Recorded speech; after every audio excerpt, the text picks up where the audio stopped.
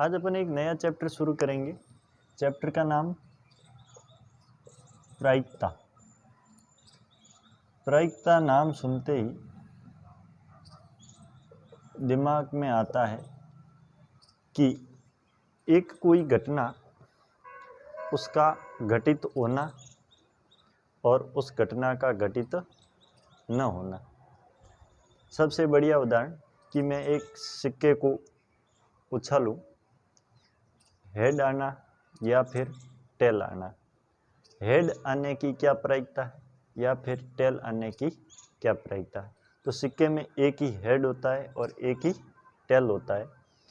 तो एक बार जब मैं सिक्के को उछालूंगा ऊपर की तरफ, तो हेड आने की क्या प्रायिकता है। तो एक ही हेड था, एक ही टेल था, तो आधी प्रायिकता ये बनती है कि हेड आएगा और आधी संभावना ये बनती है कि टेल आएगा। तो हेड आने की प्रायिकता वो भी 1/2 और टेल आने की प्रायिकता वो भी 1/2। देखो, प्रायिकता ज्ञात करने के लिए हमारे को पहले तो ये ध्यान होना चाहिए कि प्रायिकता ज्ञात करते समय कौन से फॉर्मूले का उपयोग किया जाता है। तो ई के अनुकूल परिणामों की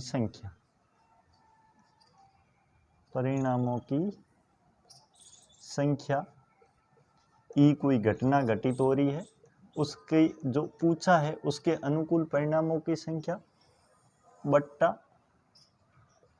कुल संभव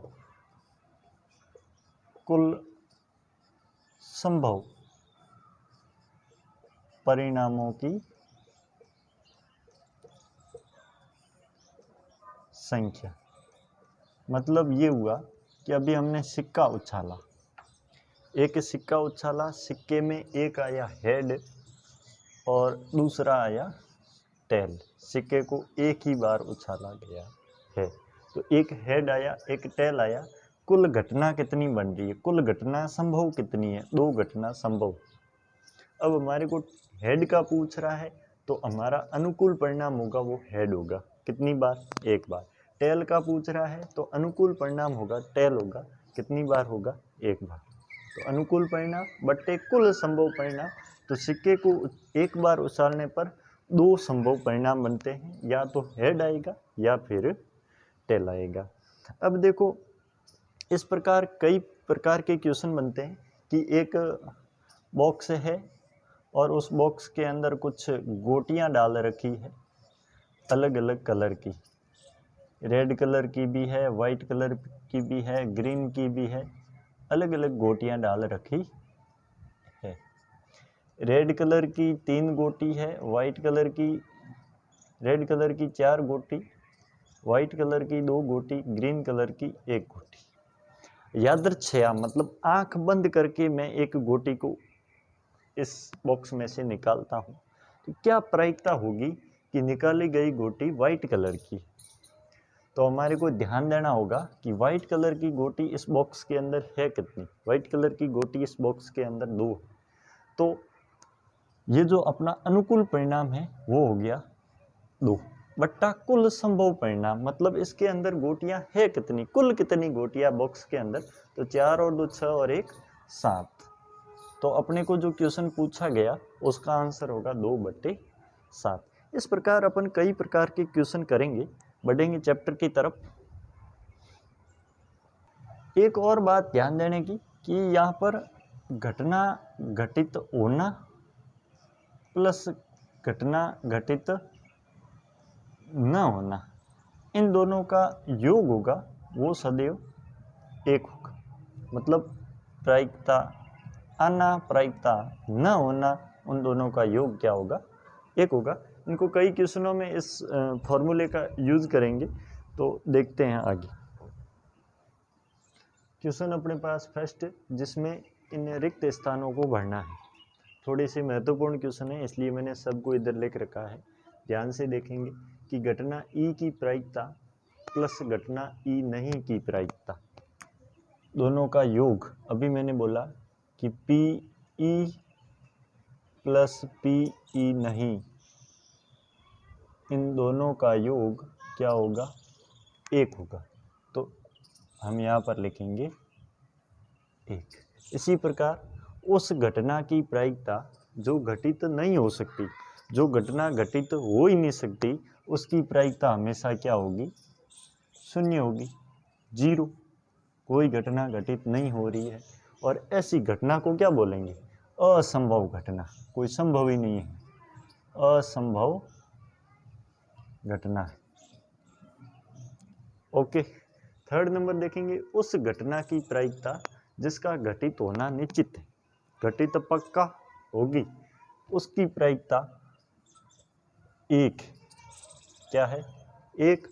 ऐसी घटना को निश्चित घटना कह सकते हैं या संभव घटना कह सकते हैं। संभव घटना भी कह सकते हैं और क्या कह सकते हैं? निश्चित घटना। निश्चित घटना, इन दोनों में से कोई भी आंसर लिख सकते हैं। चौथा, किसी प्रयोग की सभी प्रारंभिक घटनाओं की प्रायिकताओं का योग, जितने प्रयोग कर रहे हैं उस प्रयोग में सभी घटनाओं का योग होगा, वो हमेशा कितना होगा? 1 होगा। किसी घटना की प्रायिकता किससे बड़ी या उसके बराबर होती है तथा किससे छोटी या उसके बराबर होती है। तो कोई भी घटना होगी उसकी प्रायिकता 0 से बड़ी या उसके बराबर अथवा 1 के बराबर या उससे छोटी होती है। तो लिखेंगे 0 से बड़ी या उसके बराबर हो सकती है और 1 से छोटी या उसके बराबर हो सकती है। इस प्रकार ये क्वेश्चन करेंगे। क्वेश्चन दूसरा है कि किन प्रयोगों के परिणाम समप्रायिक है, मतलब किन प्रयोगों में अपन प्रायिकता ज्ञात कर सकते हैं। देखो क्वेश्चन दे रखा है कि एक ड्राइवर कार चलाने का प्रयास करता है, प्रयत्न करता है, कार चलना प्रारंभ हो जाती है या कार चलना प्रारंभ नहीं होती है। तो देखो हम जानते हैं कि यदि कोई ड्राइवर है और कार चलाने का प्रयत्न करता है तो कार चलना प्रारंभ होगी, यदि उस कार में कोई डिफ़ॉल्ट नहीं हो, कार खराब नहीं हो। अब यदि कार भी खराब है तो चलना प्रारंभ होगी नहीं। पर ऐसी घटनाओं का हम ये नहीं कह सकते कि इसकी कार चलना प्रारंभ होगी या फिर नहीं होगी, कार खराब हो तो चलना प्रारंभ कैसे होगी। तो इस घटना की जो हम प्रायिकता ज्ञात करना चाहते हैं वो समप्रायिक घटना, ये प्रयोग नहीं है, ये प्रयोग समप्रायिक नहीं है। दूसरा देखो, एक खिलाड़ी बास्केटबॉल में डालने का प्रयत्न करता है, मतलब बास्केट है उसके पास, बॉल है और बॉल को बास्केट में डालना चाहता है। वो बास्केट में बॉल डाल पाती है या नहीं डाल पाती। तो देखो यदि वो प्रयत्न कर रही है तो ये डाल पाती है या नहीं डाल पाती, ये कई परिणामों पर निर्भर करता है। कैसे कि यदि वो खिलाड़ी ट्रेंड नहीं है तो डाल नहीं पाएगी, यदि वो पहले से उसका प्रशिक्षण किस प्रकार का है वो हमारे को ध्यान हो तो ऐसी घटनाएं हम प्रायिकता के तौर पर ले सकते हैं, नहीं तो इनको प्रायिकता के तौर पर नहीं लिया जाता। इसलिए ये जो प्रयोग है ये भी समप्रायिक नहीं है, समप्रायिक नहीं है। देखो आगे, एक सत्य या असत्य प्रश्न का अनुमान लगाया जाता है। प्रश्न का अनुमान, जैसे अपने पास कोई प्रश्न आता है सत्य और असत्य का, कि आज बारिश आएगी या फिर आज तू स्कूल गया, सत्य या असत्य। तो उसमें अपन क्या करते हैं, अनुमान लगाते हैं। हमारे को जिस चीज़ का ज्ञान नहीं है उसका हम अनुमान लगाते हैं, तुक्का मारते हैं। उत्तर सही है या गलत, इसकी प्रायिकता संभव है, या तो सही होगा या फिर गलत होगा, तीसरा उसका कोई ऑप्शन ही नहीं है, या तो स्कूल गया है या नहीं गया, दो तुक्के ही मारेंगे। तो इस ऐसे प्रश्नों के हम प्रायिकता ज्ञात कर सकते हैं और ये समप्रायिक घटना है। देखो आगे क्वेश्चन क्या का, एक बच्चे का जन्म होता है, वो लड़का है या लड़की है। तो देखो बच्चे का जन्म हो रहा है, या तो वो लड़का होगा या लड़की होगी, फिक्स है, तीसरा कोई ऑप्शन ही नहीं है। इसलिए ऐसी भी घटनाएं होती है वो समप्रायिक घटना होती है और इनकी हम प्रायिकता ज्ञात कर सकते हैं। आगे देखो एक क्वेश्चन तीसरा दे रखा है, उसके अंदर ये कहा कि फुटबॉल के खेल को प्रारंभ करते समय ये निर्णय लेने के लिए कि कौन सी टीम पहले बॉल लेगी। मतलब कोई मैच शुरू होता है, उस मैच में यदि अपन क्रिकेट शुरू कर रहे हैं तो पहले कौन बैटिंग करेगा, फुटबॉल शुरू कर रहे हैं तो पहले कौन सी टीम को गेंद दी जाए, तो ऐसी जो कबड्डी शुरू करते हैं तो पहले कौन सी टीम रेड देगी, ये जो तय किया जाता है ये टॉस के द्वारा किया जाता है। सिक्का उछाला जाता है और सिक्के में टॉस के द्वारा ये तय किया जाता है कि पहले ये काम कौन करेगा।